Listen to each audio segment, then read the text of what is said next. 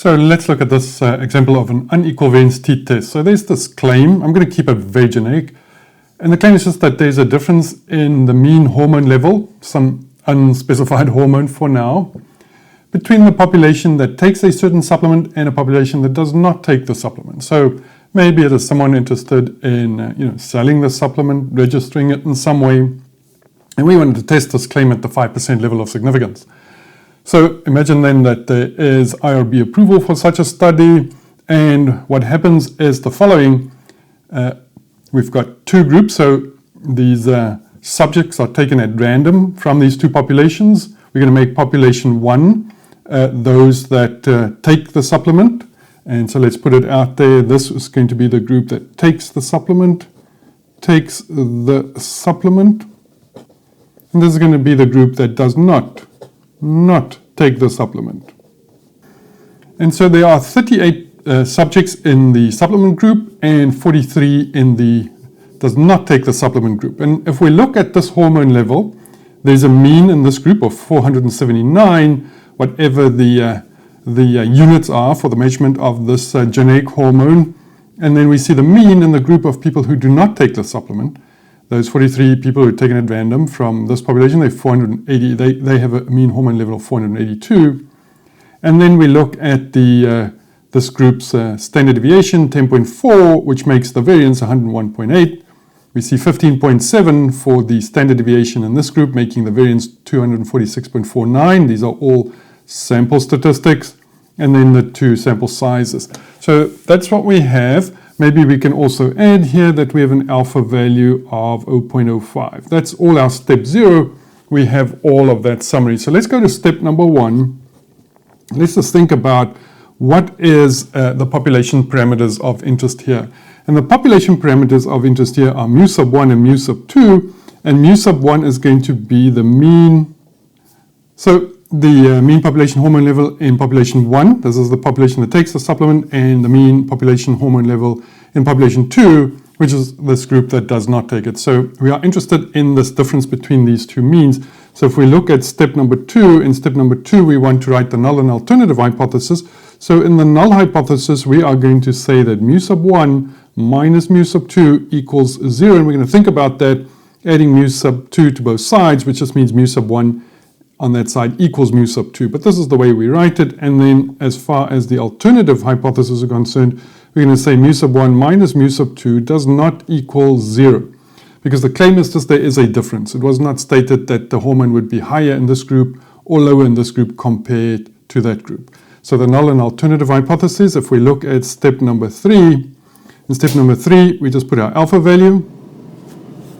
And the alpha value, as we can see from there, it's going to be 0.05. Step number 4, let's think about what statistical test we're going to use. Well, we've got a continuous numerical variable. So a continuous random variable. We do not know, we have no idea about the population standard deviation. We have the sample standard deviations here. We have 38 people in this group, 43 people in that group. And so as far as we're concerned with the information we have, we're just going to assume that the assumptions are met for this test. So we're going to say we're going to do a t-test, but we don't know what t-test we're going to use, equal or unequal variance. Clearly these are two independent groups, so we're going to do an independent t-test, independent sample t-test. So what we're going to do now is just going to look at the ratio of the variances. So let's look at the ratio of variances, and we take the highest variance divided by the lowest. So if we look at those, 108, 246, so clearly that'd be 246.49, and we're going to divide that by 108.16. And let's get our trusty NVIDIA ruler. Let's do a proper job there. And if you do that division for me, I think you're going to get round about 2.279. Check on your calculator for me. Anyway, that is going to be larger than 2. Because it's larger than 2, we're going to use an unequal variance t-test. So we can write here we're going to use an unequal variance t-test. The thing that we have to think about now, though, is the degrees of freedom. So I want to get my green pen.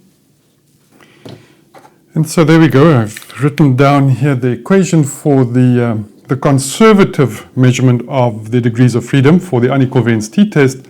And this is what we do. You see the brackets on the side that only has the little bars on the bottom. That means the floor function, which means whatever real number we get here, we're going to round it down to the nearest integer, the lower whole number or integer.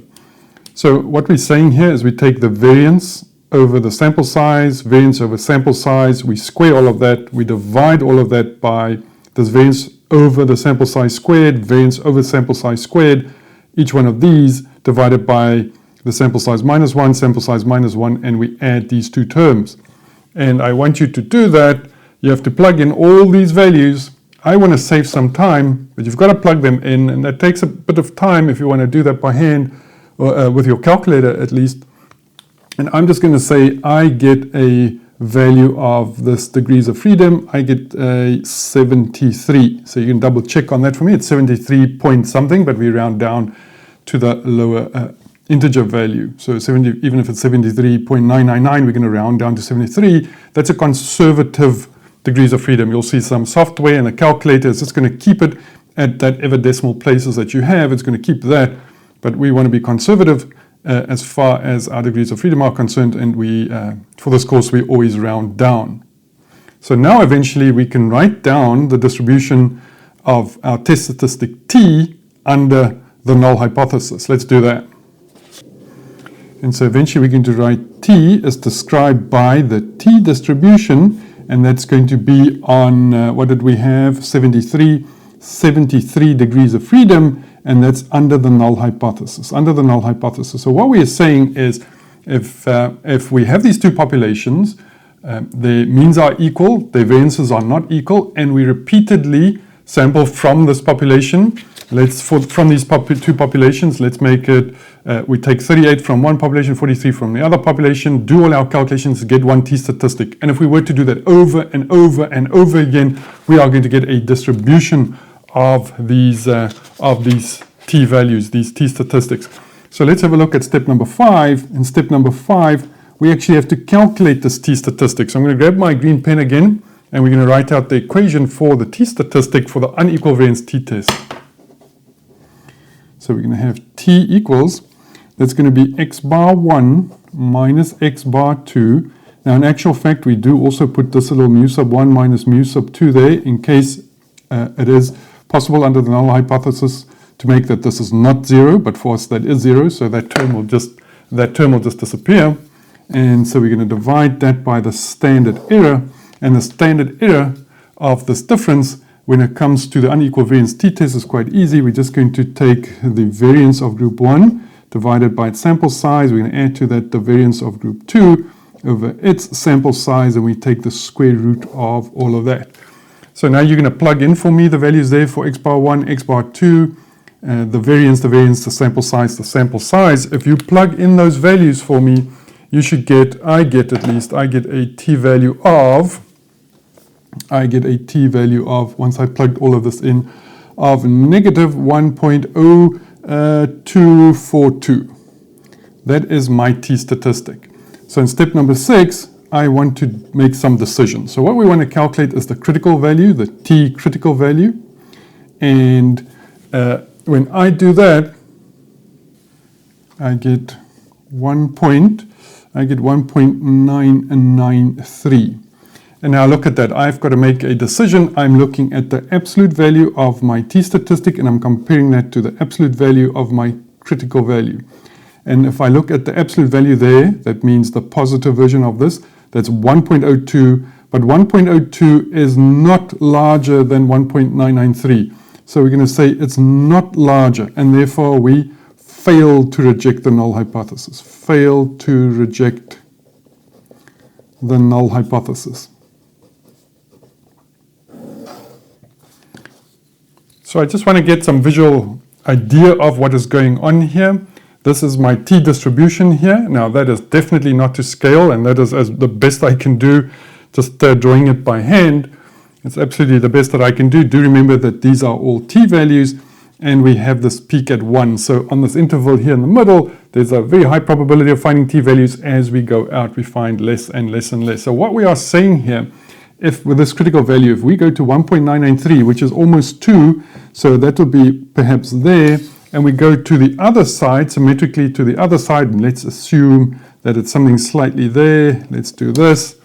Let's do this. What we are saying then is that for these critical values, let's make it 1.993 and positive 1.993. We're saying if we look at this area under the curve and this area under the curve, this would be 2.5% of the area under the curve. This would be 2.5% of the area under the curve.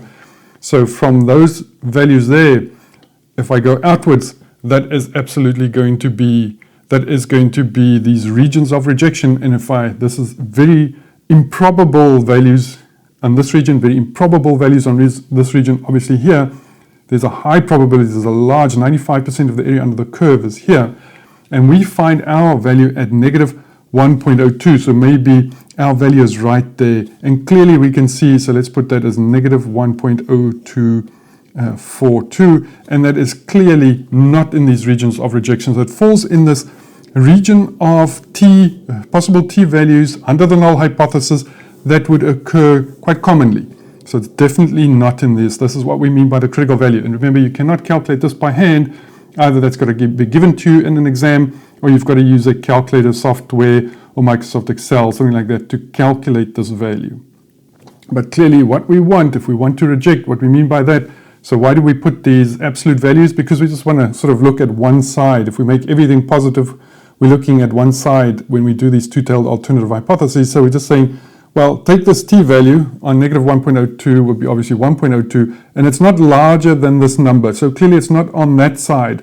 But if we didn't use that, we would have to deal with those negatives, and we would clearly just think about this value that we do find for our t statistic not being in this region of rejection. So remember, that's my t value, and this is a critical value, and that is a critical value. Typically, we're concerned with just taking the absolute value and making them positive.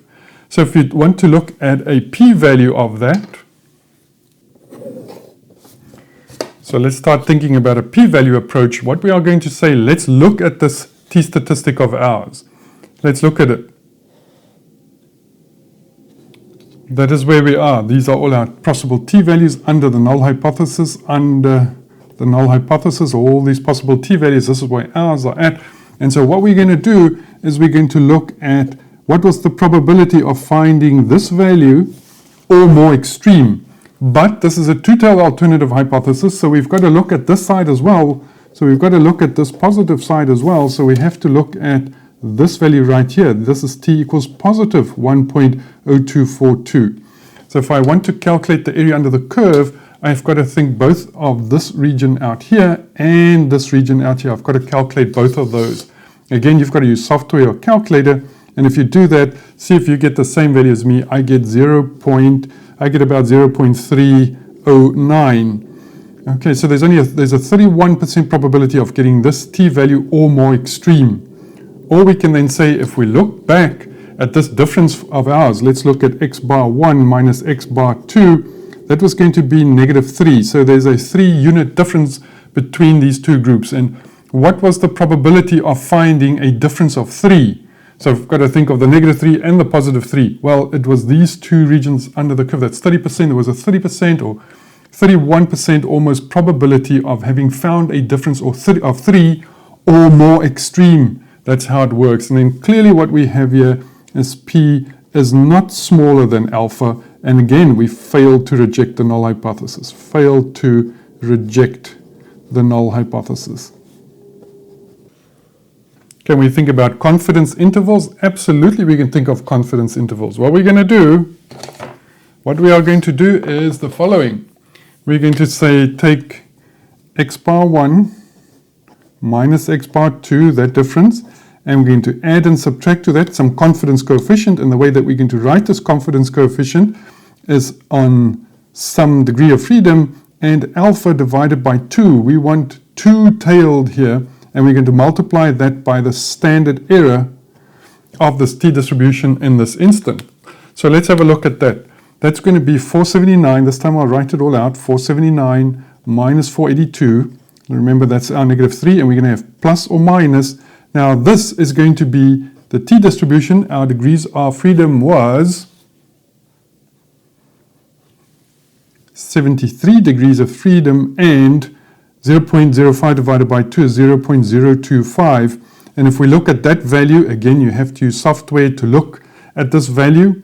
And that is going to be what we saw before. That was going to be 1.993. So here we're going to have 1.993.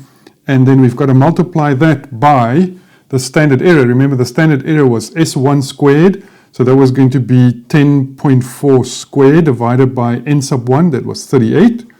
Plus we have S sub 2, that was 15.7. We square that. We divide it by the sample size here, which was 43. And so this is going to be our margin of error, remember? So right here, this is our margin of error. And if we look at this margin of error, you have a look at your calculator. I find this to be 5.83669. And so what we have here is -3 minus 5.83668. That is going to be my lower bound. And I'm getting -3 plus the margin of error 5.83668, and then I get -8.8 to I get 2.83. Check on your calculator for me and look at that interval. That is my 95% confidence interval.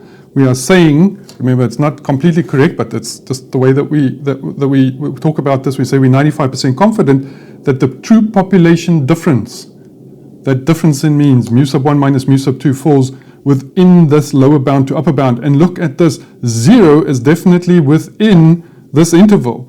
So the difference under the null hypothesis is in this interval. And that would be the same as saying I failed to reject. It's possible for 0 to occur, so I failed to reject the null hypothesis. So by the confidence intervals, we've rejected the null hypothesis. By the p-value, we've rejected the null hypothesis. And by the critical value approach, we've failed to reject the null hypothesis. Failed to reject the null hypothesis, failed to reject the null hypothesis, and here as well, failed to reject the null hypothesis. So we would conclude we have to write step number 7. Step number 7, I'm going to write it out. I've written there is not enough evidence in the data at the 5% level of significance to show that there is a difference in the mean hormone level between the two populations. And there we go, we have an unequal variance t-test.